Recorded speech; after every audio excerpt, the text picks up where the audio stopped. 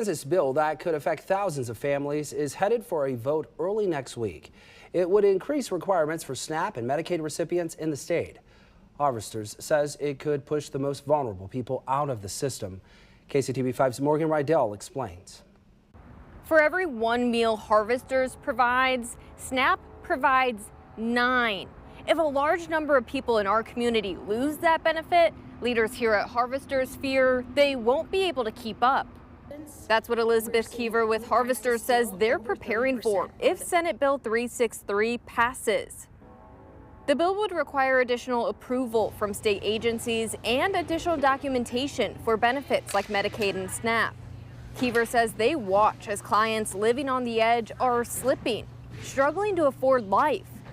She fears any more roadblocks could push even more to the breaking point. When you are not seeing wages match the rate of inflation, on top of seeing prices from everything from food to now gasoline being impacted, there are so many ways that people are being chipped away at every single day. And for a long time, it was impacting just the lowest income members of our community, but it's really starting to grow who it's impacting. Kansas legislators are reconvening in Topeka on Monday, where they're expected to take up this item.